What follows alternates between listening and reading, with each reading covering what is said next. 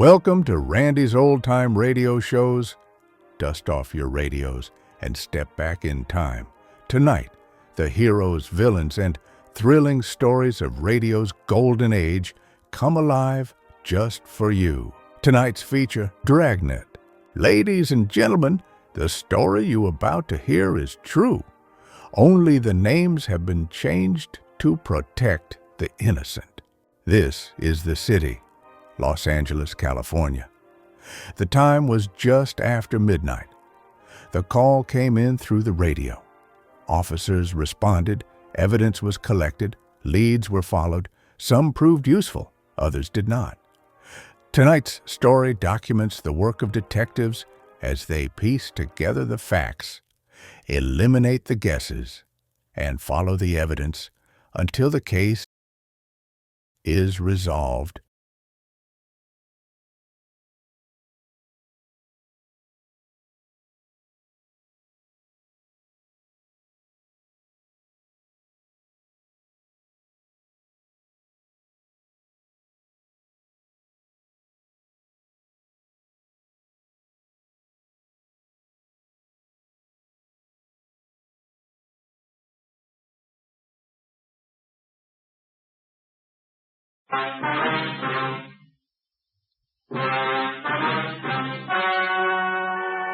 Ladies and gentlemen, the story you are about to hear is true. Only the names have been changed to protect the innocent. Fatima Cigarettes, best of long cigarettes, brings you Dragnet.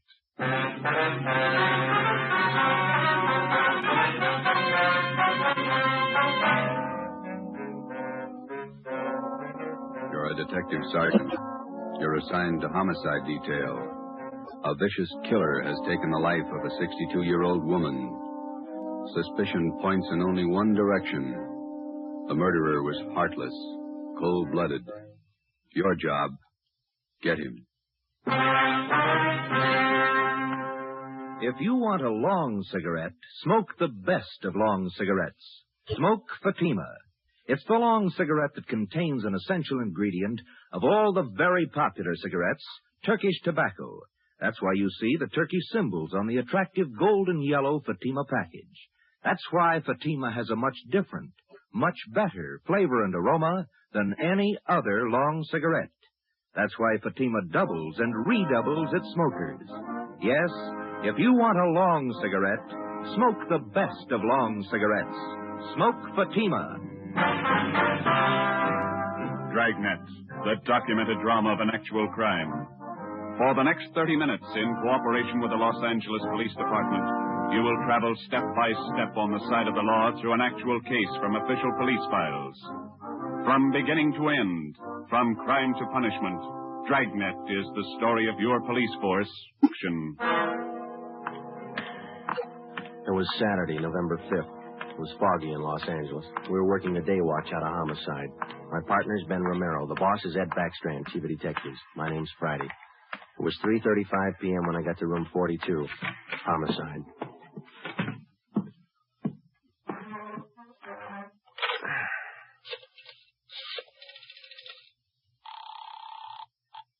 Long distance. This is Friday in homicide. I'd like to place a call to Mr. Frank Renard in Murphy, Idaho. The number is 761. Frank Renard, Murphy, Idaho, 761. Yeah, that's right. The call's been cleared with the business office. All right. Do you want me to call you back, Sergeant? No, I'll hang on. Okay, I'll place it for you.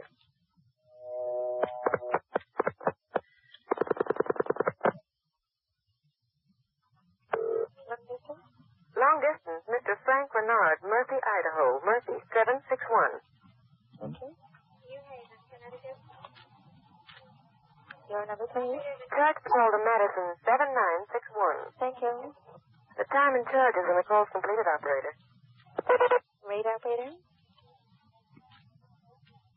You ready to put a man out? Yes, Murphy, Idaho, routing and person made.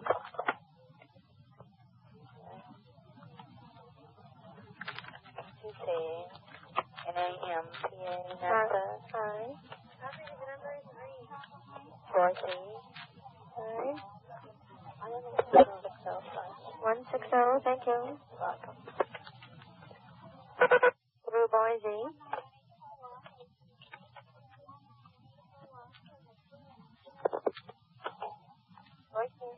calling Napa.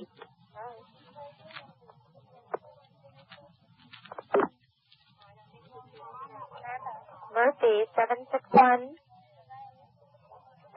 Thank you.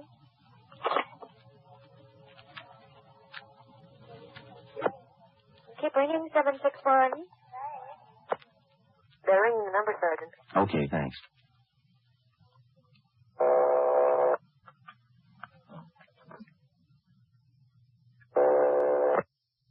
Hello? Mr. Frank Renard, please. Los Angeles calling. Who do you want? Mr. Frank Renard, please. Los Angeles calling. I'm Frank Renard. Go ahead, please. All right, Sergeant, go ahead. Hello? Hello? Hello, Frank Renard? Yeah, who's this? This is Sergeant Friday, Los Angeles Police Department. We've got an urgent message for you. For me? Well, what's the matter? Your wife, Dolores, asked me to call you. Something's happened to your mother. What do you mean? What's happened? I better let your wife tell you. She wants you back in Los Angeles right away. Look, what's this all about? I can't leave my job now.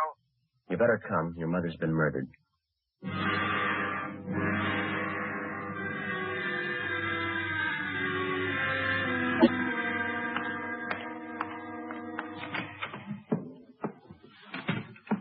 Talk to the skipper, Joe. He's on his way in. That's good.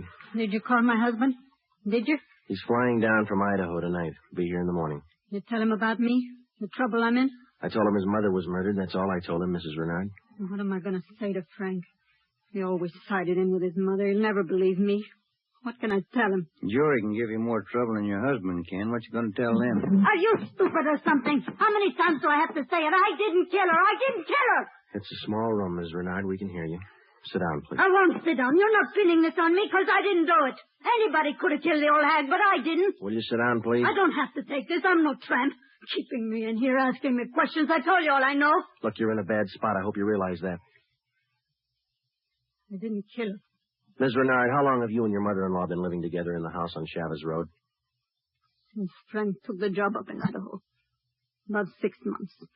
He said it'd be better for me while he was away living with her. Your neighbors told us you didn't get along very well with your mother-in-law. That's right, I didn't.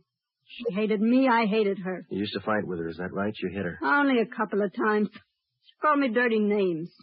I hit her. She pulled me by the hair. And I hated her like everything. I didn't kill her. Once more, Ms. Renard, would you mind telling us how you spent your time since early this morning, where you went, what you did, everything? I told you already everything. Will you tell us again, please? I got up about 8:45. I had a cup of coffee and then I got dressed. The old lady was on the back porch doing the washing. What did your mother-in-law do for a living? I told you. She took in washing. After I got dressed, I left the house. About 10 minutes after 9, I went downtown to the dentist. He filled a tooth for me. This one here, you can ask him. What time did you leave the dentist's office? About 10:15. Maybe 20 after. You can ask him. What'd you do after that? I walked around window shopping. Did you buy anything? Talk to anybody? I told you no. What time did you get home? 12:30. I went in the bedroom. The old lady was on the floor. Blood all over. I felt her heart. It wasn't beating. Is that when you got the blood on your dress? Yeah. Now, that's all I'm going to say. 3 times I told you the same story already. And you still can't account for your time between 10:20 this morning and the time you found the body and called the police at 12:30. I told you. I left the dentist. I went window shopping. Then I walked home. And during that time, you didn't talk to anyone and no one saw you. Lots of people saw me. People on the street downtown. I'm no tramp. I don't talk to everybody. None of your neighbors saw you come home, Ms. Renard? Of course they didn't see me. I cut across the back lot up from San Jose Avenue. I came in the back way. The lady who lives next door to you. She says she was in the backyard about noontime. She stayed there till after 1 o'clock. She didn't see you come in the back way. And she's a liar. She's a dirty liar. You and your husband took out an insurance policy on your mother-in-law last year. Is that right, Ms. Renard? Sure it is. What of it? $5,000? Yeah, so what? You know a man by the name of George Martino? No. You better tell the truth, Ms. Renard. All right, so I do. He's a friend of mine. You've been running around with him since your husband's been away. None of your business. I do what I want. Your mother-in-law found out about Martino. That's what you fought about most of the time. Oh, she was crazy. He's a friend of mine, that's all. Are you telling the truth, Ms. Renard? Martino's a boyfriend of mine. I told you, that's all. Your mother-in-law found out you were running around with him. She warned you if you didn't shake Martino, she'd write your husband. You said you'd kill her if she did. That's a lie. That's what your mother-in-law told one of the neighbor ladies.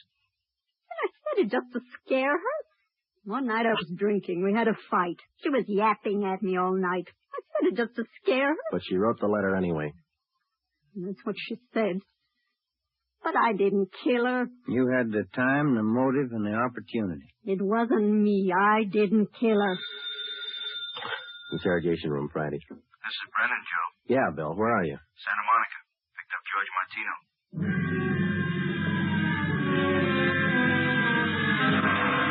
Ben and I drove Mrs. Renard to Lincoln Heights Jail, 5th floor, and had her booked on suspicion of 187 PC.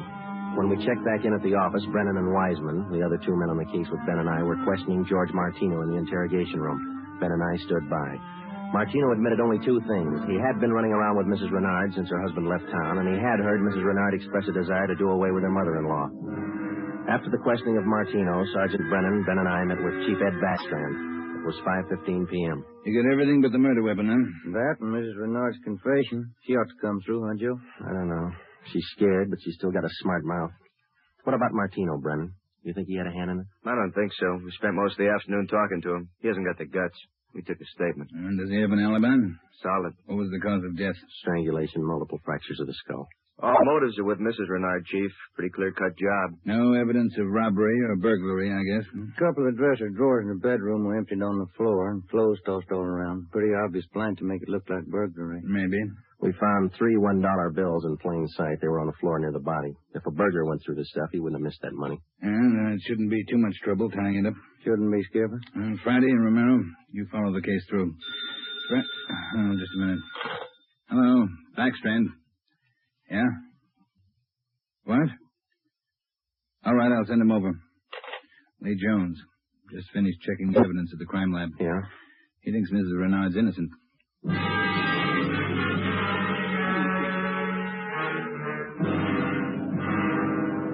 There they are, fellas. Facts don't lie. But she had every reason in the world to kill the old lady. In my book, she couldn't have killed her. All right, let's have it, Lee. How does the evidence add up? That's just it, Joe. It doesn't. Take a look. The dress Mrs. Renard was wearing when she found the body. That's it. Blood smears near the hem. 2 smears, that's all. Now, if she murdered her mother-in-law, there should be more blood on this dress. It shouldn't be smeared. How do you mean? First of all, the manner in which the old lady was killed. Head was battered in.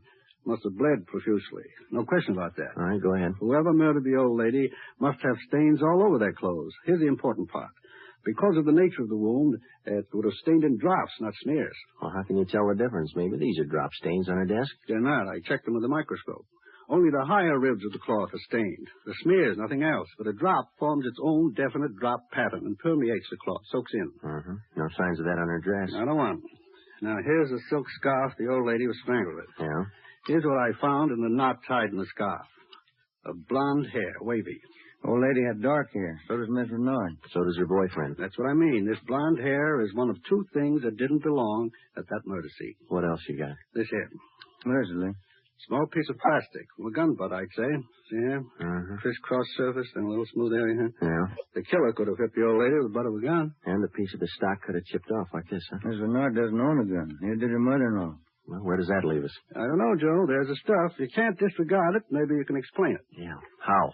Well, first prove this dress isn't the one Mrs. Renard was wearing this morning. Then find the dress she did wear. We know she wore this when the dentist identified it, and so did 2 of the neighbors. That's what I mean. The dress is too clean, doesn't belong. Yeah.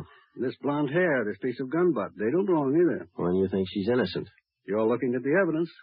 What do you think? 6 p.m., Saturday, November 5th. Ben and I went back to the office and met with Brennan, Wiseman, and Ed Backstrand. The open and shut case against Mrs. Renard was up in the air, but we still weren't sure that she was innocent of the murder of her mother-in-law. Ben and I drove to the Lincoln Heights jail and interviewed the suspect again. She agreed to submit to a lie detector test. We drove back to the office, contacted Sergeant Berger, the department's polygraph man, and set up a special test for the following day. The next morning, we met with Berger and formulated a list of key questions, and then we picked up Mrs. Renard and brought her to the 3rd floor of the old city jail building, the polygraph room. At 10:33 a.m., the test got underway. As usual, Sergeant Berger conducted the interview alone. Backstrand, Ben, and I waited outside. Well, how about Mrs. Renard's husband? Getting down yet? He's due in around noon, Skipper. Got a smoke? Here you are, Ed.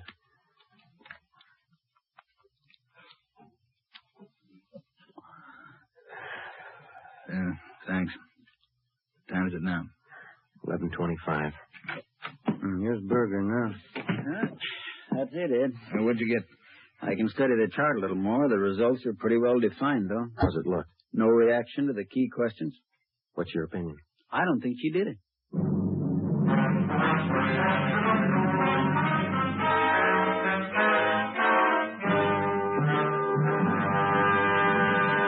You are listening to Dragnet, authentic stories of your police force in action. And in leading magazines this week, you'll see this authentic story. Headline: Fatima's sensational growth sets a record for long cigarettes. Then you'll read the actual reasons smokers give for changing to Fatima. Fatima is different. It's mild and has a wonderful flavor. Fatima's best. These are the words of Miss Pamela Bookman of New York, where Fatima has increased its smokers 132%. Fatima tastes much better than any other long cigarette. It's the best. Says Mr. James S. Winterhalter of Detroit, where Fatima smokers have increased 348%. I like the flavor, and Fatima is mild. It's the best long cigarette. That's the statement of Mrs. Mary C. Werdeman of Los Angeles, where Fatima has increased its smokers 545%. Yes, more and more long cigarette smokers every day agree. A change to Fatima is a change to the best. Enjoy Fatima yourself. Best of long cigarettes.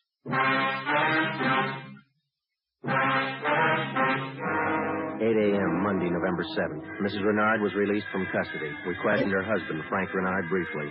He could tell us nothing more than we already knew. Brennan and Wiseman were called back on the case, and together the four of us started over again from the beginning. We had a dead body, 2 pieces of physical evidence to work with, no idea how to fit them together, and no suspects. We went back to the Chavez Road neighborhood where the murdered woman lived and started pushing doorbells. We canvassed the neighborhood for 3 days, and we uncovered one slim lead. He was selling magazines, officer. Went door to door, right up the street here. Young fellow. Could you describe the man for us, please? Nothing to talk about. Pasty face, pimply complexion, blonde hair.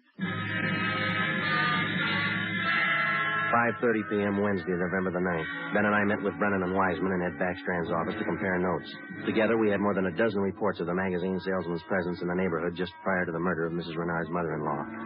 The various descriptions of the man which we obtained from the people in the neighborhood tallied closely. About 6 feet, 170 pounds, pimply complexion, blonde hair, fast talker. About 25 years old. As far as we know, Skipper, he was the only stranger in the neighborhood last Saturday morning. Only one that people remember, anyway. How close did you trace him to the Renard house? You got your list there, Brennan? Yeah. There you are. Thanks. Let's see. Well, he picked up his tracks down on Floresta Street, sold a couple of descriptions there. Then he headed up Landers Avenue onto Chavez Road. Yeah. The Renards live at 2280 Chavez Road. That salesman talked to the woman at 2274 Chavez. That's 3 doors away from the Renards. When was he seen there? Let me see. Where is that, Brennan? Oh, on the 15-7 sheet, Joe. Didn't have enough room on the report. Oh, yeah. Here it is. Mrs. John Rico, 2274 Chavez. The guy was there about 11:45 Saturday morning. Yeah, that puts him in the running. First time he ever showed in that neighborhood? First time, Skipper. Fresh kid, not a very good salesman. Here's the name of the company he's working for, the Harrison News Distributors. You check with them? No, they're closed for the night. We'll call them the first thing tomorrow. Good. Here's something else for you. I had a call from Frank Renard this afternoon. What'd he have to say? Seems in the excitement just after the murder, Mrs. Renard overlooked a couple of things. What's that? Well, they're missing a yellow table model radio. It was in the bedroom where the old lady was killed. Well, that ties in with a robbery motive, huh? And they're missing a ring, too. Belonged to Mrs. Renard. Topaz ring. Supposed to be worth a little money. But she didn't notice it was gone until today. That's right. You got the serial number on the radio? Yeah, right here. Yeah, let's see. Yeah, Brennan, here we are. Emerson model 511, 180,000, 277,609. A lot of small radios in town. There's only one with that serial number on it. Track it down. A complete description of the Topaz ring and the serial numbers and description of the yellow table model radio were sent to the pawn shop detail. The information was then placed on the stolen property list and relayed to every pawn shop operator in the city. The next morning, Ben and I interviewed the manager of the Harrison News Distributing Company. There, the suspect had given his name as Sam Bricker. We checked out his home address. Turned out to be a gas station in North Hollywood. We took the suspect's job application blank with a specimen of his handwriting, and then we drove back to the office. Sam Bricker. We were unable to get a make on the name from the Record Bureau. We checked the cards, and every known criminal who was cataloged in the oddity file as having a pimply complexion. None of them matched. That night, we got out an APB and a radiogram. The suspect's trail led from one salesman's job to the next. On his last job, he gave his name as Albert Berry. His address is 1430 Palo Alto Drive. That was in the Echo Lake district. Ben and I drove out to check it. 1428, 1430. There it is, Joe. Yeah. At least it's not a gas station, huh? Come on.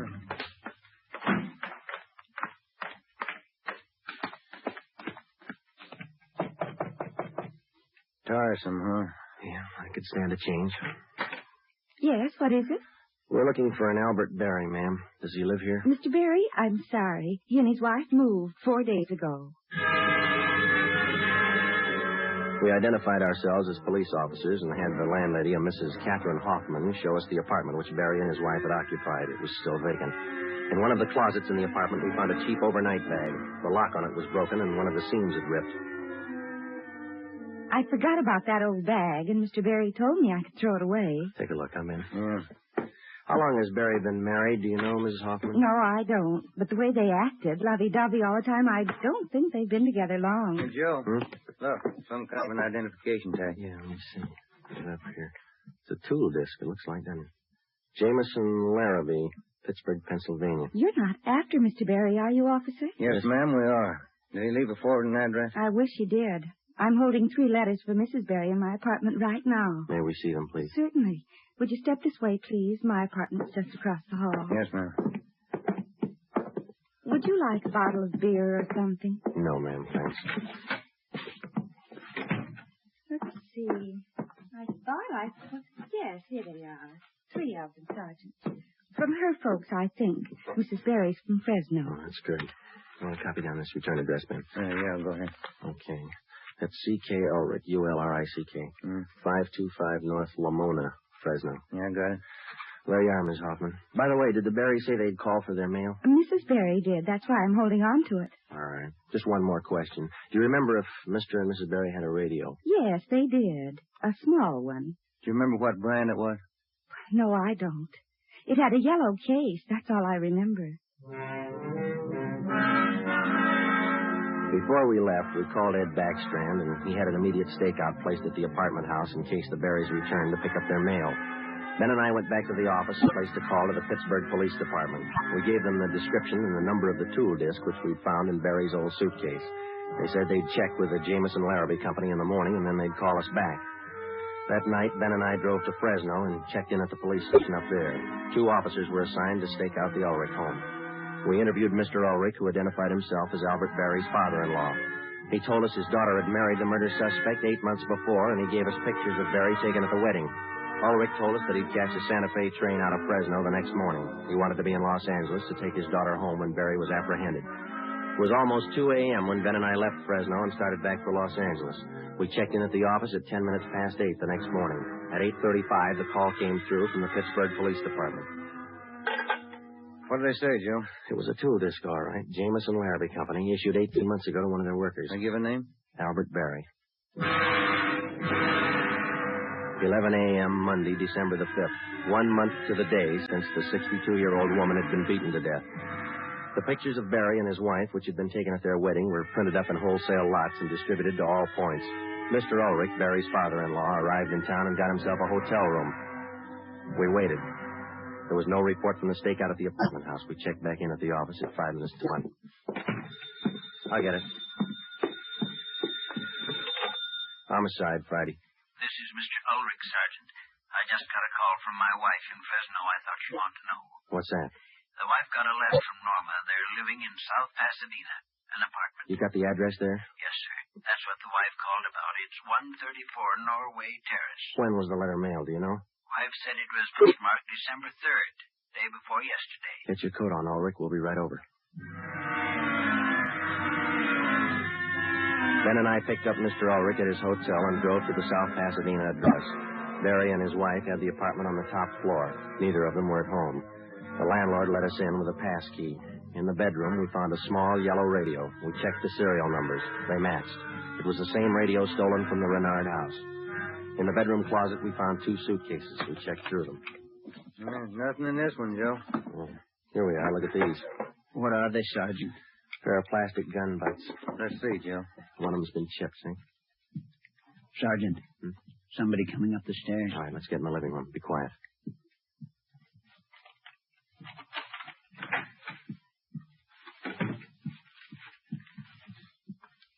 Yeah. What are you doing here? Who are these men? Police, Norma. They want Albert. He killed a woman. Death. It's all right, Norma. It'll be all right. Did you know your husband killed a woman, Miss Berry? He just told me last Saturday. We've been running away for a month now. Moving all the time. I wanted to know why. So he told me. He said I was in it as much as you was. And I'm tired of running. Why did he kill her? Did he tell you that? He said he broke in the house. He didn't know anyone was home. The old woman was in the bedroom. She started to cry out. He had a gun. He hit her with it. Where's your husband now? I don't know. He said he'd come home for dinner. About 5. Bought the groceries. What time you got, Ben? 3:30. That ring you're wearing, Miss Berry. Husband give you that? Yes, why? What kind of a stone is that? Topaz. Bert gave it to me. Why? Nothing. We'll wait. 5 o'clock came and went. Berry failed to show. 5:30. Ulrich started to get nervous. 6 o'clock. 6:30. No sign of Berry. I went to the window and kept an eye on the street below. At 6:45, a light green Nash sedan pulled to a stop in front of the apartment house. A man got out and went into the main floor entrance. Bert. I'll let him in. All right. How long have you had the new car? A couple of days. Bert got it credit. What do you want me to do now? Does he have a key to the apartment here? He lost it. Okay, when he rings, let him in. Just act natural. Ben? Yeah. You cover me. I'll get the cuffs on him. Right.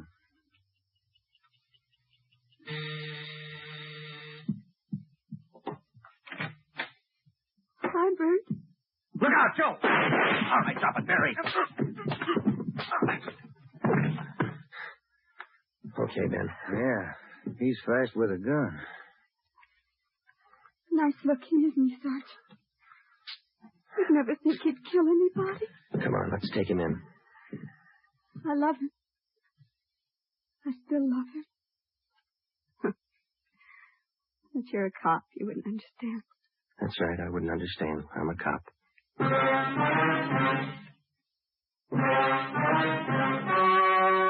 The story you have just heard was true.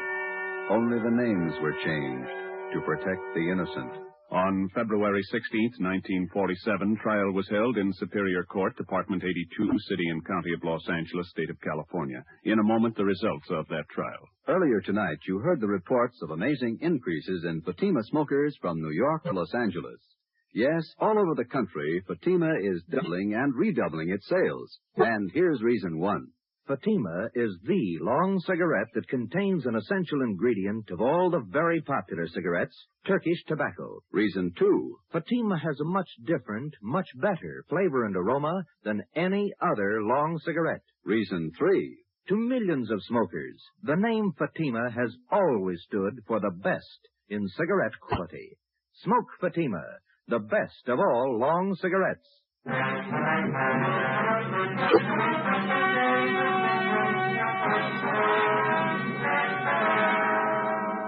Albert Ralph Berry was tried and convicted of murder in the first degree. His wife, Norma Berry, was found innocent of the charge that she harbored a criminal. She was returned home with her father. Berry was executed in the lethal gas chamber at the state penitentiary.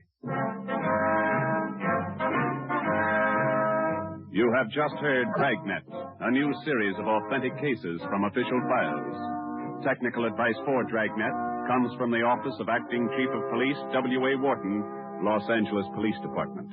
Tonight's program is dedicated to Private Hubert W. Estes of the District of Columbia Metropolitan Police Department, who on the night of May 16, 1947, gave his life so that yours might be more secure.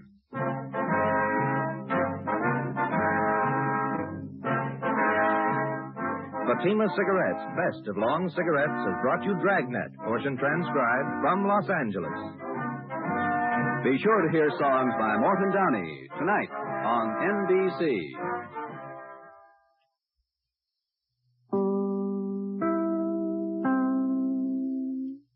Well, folks, the clock is running out on another episode here at Randy's Old Time Radio Shows. Before we fade to black, remember, Randy spends hours each day scrubbing away the static and polishing every episode to ensure these treasures sound close to what they did decades ago. But it's not always easy or possible. Trying is time-consuming. If you appreciate this channel and the work being done, consider tossing a few coins in the hat via the links below or that QR code on your screen. Your support is the fuel that keeps these reels spinning. Thanks for stopping by. Keep the dial tuned to the past. Until next time.